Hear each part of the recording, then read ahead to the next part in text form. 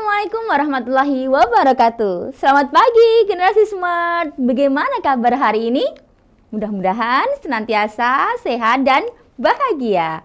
Hari ini saya Dahlia Kusuma Widiasari akan mengajak kalian untuk belajar geografi.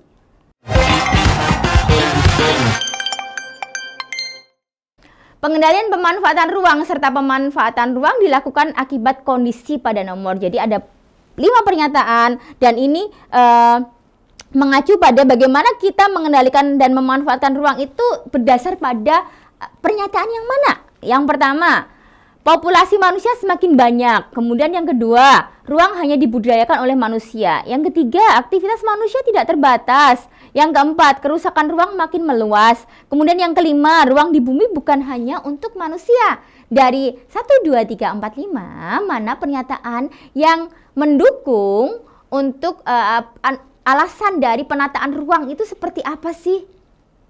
Ada yang mau jawab? Apakah jawabannya A, 1, 2, 3, B, 1, 2, 4, C, 1, 3, 5, D, 2, 3, dan 4, atau E, 3, 4, dan 5? Mana di antara pernyataan tersebut yang menjadi alasan kita harus memanfaatkan ruang dan menata ruang? Kita lihat satu persatu. Pernyataan pertama, populasi manusia semakin banyak. Apakah pernyataan tersebut benar? Ya, tentu pernyataan tersebut benar.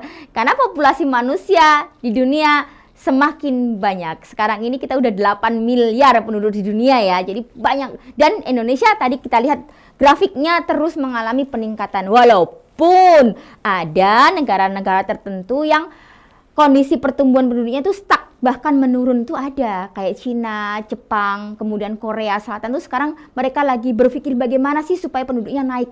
Mereka turun terus jumlah penduduknya. Kemudian yang kedua, ruang hanya dibudidayakan oleh manusia. Apakah ruang yang ada di permukaan bumi ini hanya dibudidayakan oleh manusia? Tentu tidak. Ya, tentu tidak. Yang membudidayakan ruang di permukaan bumi ini selain manusia, kita harus menggunakannya untuk makhluk hidup yang lain. Ada tumbuhan, ada hewan, sehingga ruang itu tidak hanya dibudidayakan oleh manusia, untuk manusia saja. Jadi tidak hanya dibudidayakan untuk dan oleh manusia. Pernyataan yang kedua ini tentu bukan pernyataan yang benar. Kita lihat pernyataan yang ketiga, aktivitas manusia tidak terbatas. Apakah aktivitas manusia tidak terbatas? Ya, aktivitas manusia tidak terbatas. Kita tidak bisa membatasi aktivitas manusia di seluruh permukaan bumi kita. Dan dengan semakin berkembangnya ilmu pengetahuan dan teknologi, kita terus aktivitasnya semakin berkembang, semakin berkembang, semakin berkembang. Kemudian jadi pernyataan yang ketiga ini benar. 1 dan 3 sudah benar. Kita lihat lagi. 4. Kerusakan ruang makin meluas. Apakah kerusakan ruang makin meluas? Iya, ada yang iya, ada yang tidak ya. Walaupun ada yang iya, tapi apakah ruang di seluruh permukaan bumi meluas? Ruang di seluruh permukaan bumi rusak, yang rusak itu semakin meluas? Tentu tidak.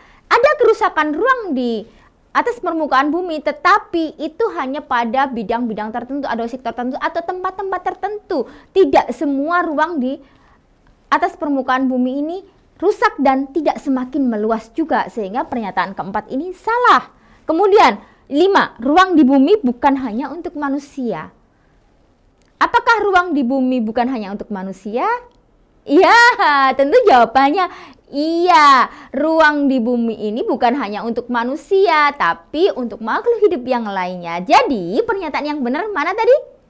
1, mana lagi? 3 dan 5. Oke, jadi 1, 3, dan 5 ada di mana? Oh, jadi di sini opsi C yang